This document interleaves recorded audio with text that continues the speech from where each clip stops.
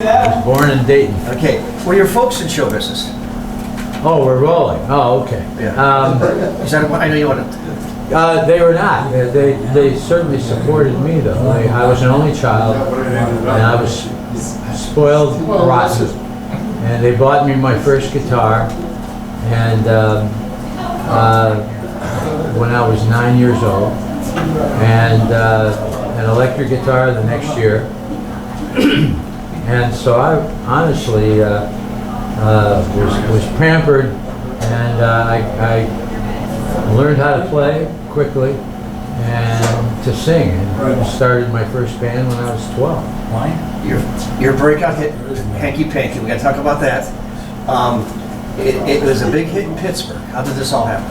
And that's just pre-sale, right? Well, much of it is still a mystery, to be perfectly honest with you.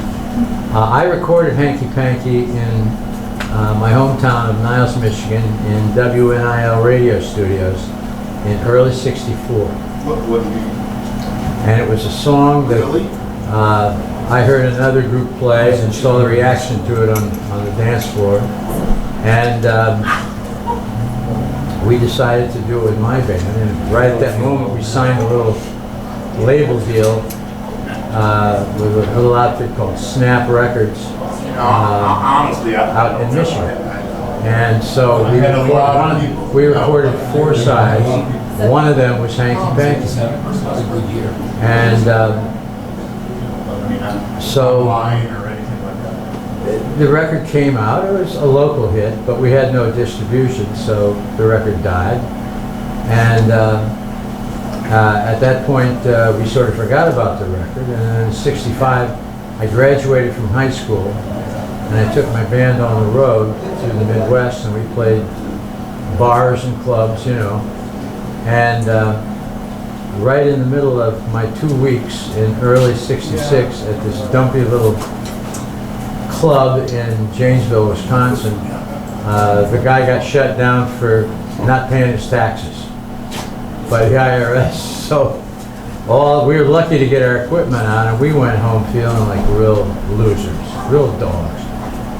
But that's how God works, because as soon as I got home, I got the call that changed my life.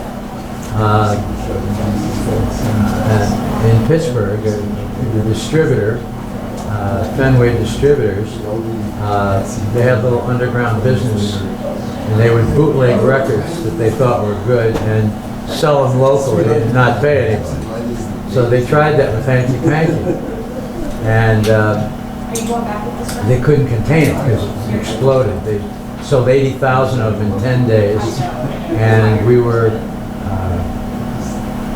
a regional breakout in the trade papers. So Hanky Panky, sure enough, they informed me that we're sitting at #1, only in America. And so they asked me if I would come to Pittsburgh and do some TV and radio and stuff. So I did. I couldn't put the original band back together, the original Shondells. So I went there by myself with the label owner.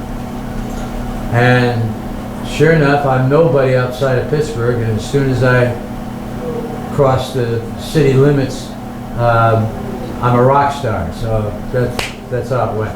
So I went there, and I did some TV, I did radio, and I picked up a new group of Shondells and a manager. And a week later, we're in New York selling the master. But that's a whole other story. Anyway, we ended up on Roulette Records, and they took the record to #1 all over the universe, and it began my career. So that's how my career started, and literally I did nothing but show up. So Roulette Records, it was run by a mobster. Yes, it was. Roulette Records, well, I'll tell you what happened. When we went to New York, we got a yes from all the big record companies.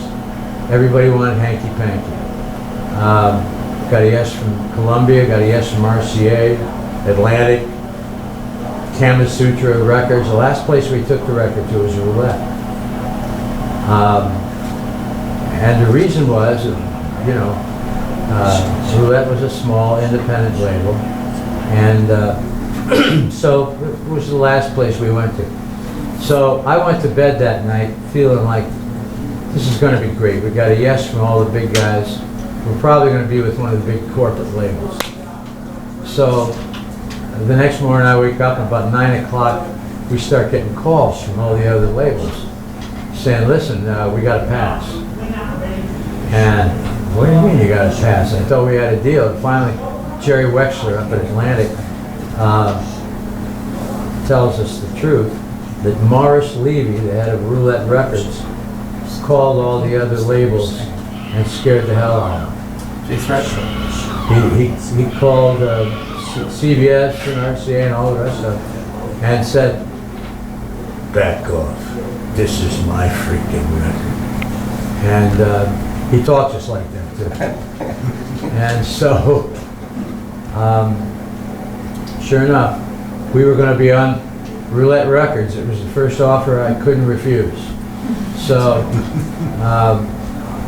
but you know, the strange part is, if we'd have gone with one of those corporate labels, I can tell you right now what would have happened. We would have had an incredible amount of competition. We would have been handed over to some in-house A&R guy, and that's probably the last time anybody would have heard from us. We would have been lucky to have been a one-hit wonder. At Roulette, they actually needed us. Did he ever go after the bootleggers? Because that's money there. He was friends with them. Okay. The inspiration for Mony Mony. The inspiration. Yes. The desire to have another hit. That's the inspiration. No,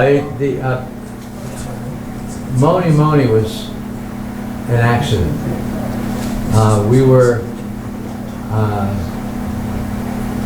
putting together, I wanted to put together some old style party rock. Now this is 1968, where everybody's smoking dope and everything's profound. So we thought it would be kind of cool to do a dumb record, you know, old party rock style, a la Gary U.S. Bonds or Mitch Ryder, you know, one of the old, that put people on the dance floor. And it was hard to get people on the dance floor because they were too stoned at that time. So anyway, we understood it was going to be a throwback. So we put this goofy little track together, and Hey, you're welcome. it sounded, I love you. I love you more. it sounded like old time rock and roll. We loved it. So I spent the next, I don't know, month or so putting stuff in, taking stuff out, seeing what worked. And we had the words to the song, everything was done.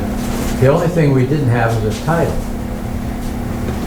And so the night before I'm supposed to go in and do the lead vocal,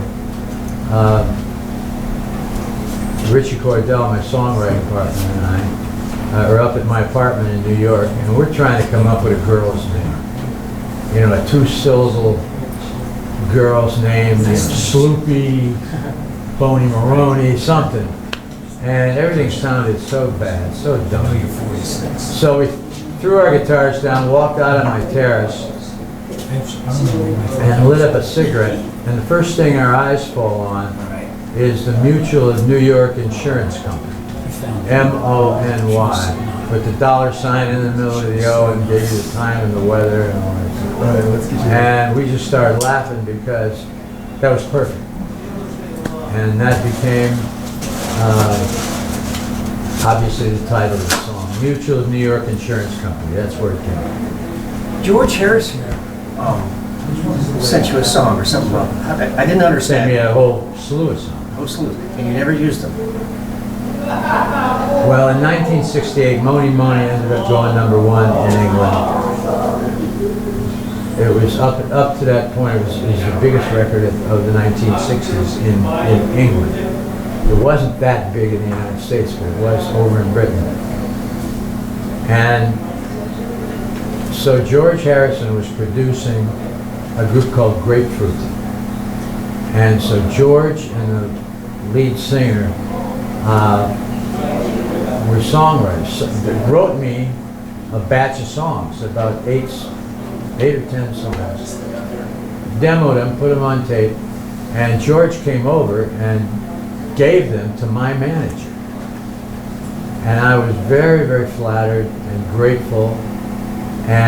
But by that time we were doing Crimson and Clover, and we were into a whole nother kind of thing.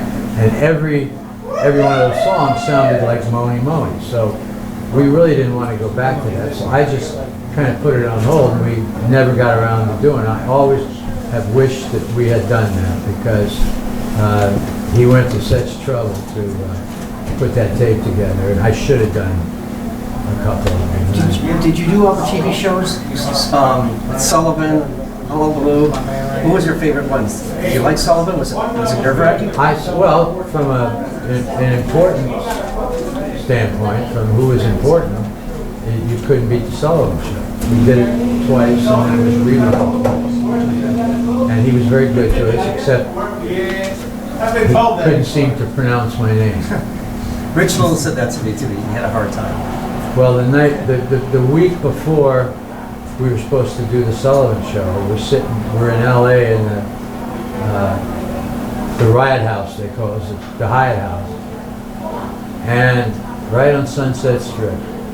And we're doing Sullivan the next week, and so we're listening to him because he announces who's going to be on the show, and he goes, right here for the youngsters, Tony Jones and the Spondells will be, which means he never heard it and he can't read. Tony Jones and the Spondells. So if I wasn't scared before, I'm terrified now. You became so big. Did you get to meet any of your heroes? Yes. Who'd you meet? Well, I ended up working with everybody that was anybody, and thankfully, the 1960s were a wonderful time to make it, because all the ducks were in a row, and everything was working. And so I'm very, very proud to have made it in the 1960s. Oh, wonderful time. Wonderful time. I got to hear your Woodstock story. One more story. Okay, your Woodstock will call. All right, well, basically, when Woodstock was getting ready to happen, we were in Honolulu. We were in Hilo and Honolulu, 2 weeks apart, and we were staying at the foot of Diamond Head in a Spanish villa mansion. Probably the most expensive piece of property in the United States. Beautiful, beautiful place. And right in the middle of the second week, I get a call from Joanne, my secretary, at Roulette, and said, listen, Artie Kornfeld was up, and